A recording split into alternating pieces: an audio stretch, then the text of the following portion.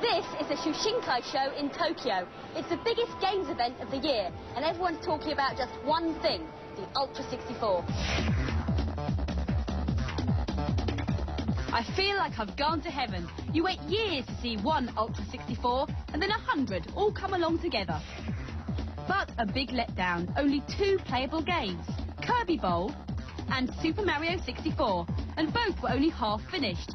So, although the console is firing on all cylinders, the games are still not ready.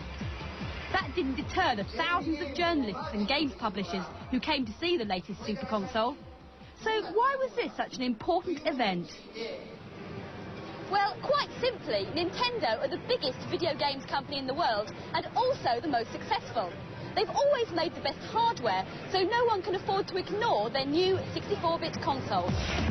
This was supposed to be the official launch, but there was still a lot of secrecy. When we asked nicely, they gave us permission to film. Well, sort of. I'm so excited. I've been waiting over a year to get my hands on this new console, and now I have. All I've got to do is work out how to play it. The controller has got 3 handles, so you can either hold it like that in the normal way, or like this using the D-pad and the thumbstick, or, as I'm doing in this Mario game, like this. And there are buttons everywhere. On the top, at the sides, and even underneath. Right, here goes. Wish me luck. So here it is, Super Mario 64.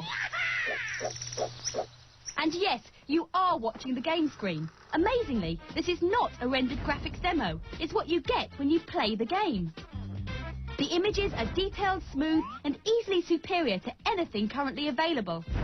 What's even more astounding is that Super Mario 64 is a genuine 3-dimensional platformer, because you can take the little plumber just about any way you want to go within this graphic world.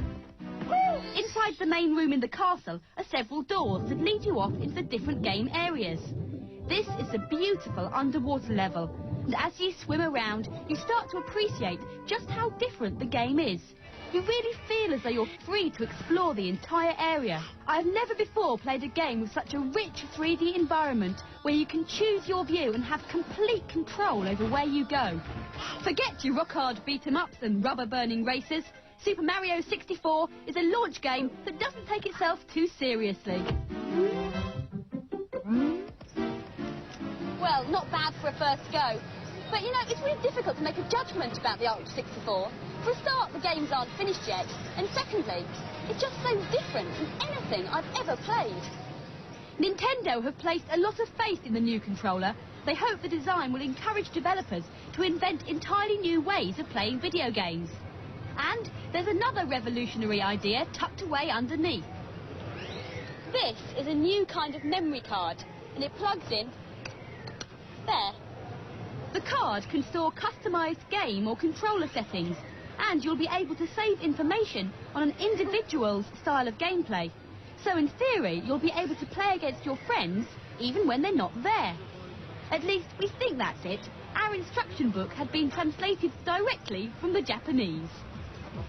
But as we always say on Bad Influence, never mind the hardware, feel the gameplay. Unfortunately, all the other Ultra 64 games at the show were only on video. Ones to look out for, though, are Blastozer, a sort of construction robot dig-em-up from the team that brought you Donkey Kong Country, and Star Wars: Shadow of the Empire, which is being made by Lucasfilms, the creators of Star Wars. So, was it worth the wait? Well, yes and no. The Ultra 64 is an exciting new console with incredible potential, but it's clearly behind schedule. The lack of finished games at the show was a serious disappointment. The new plan is that the console will finally make it into the shops in the USA and Japan next April.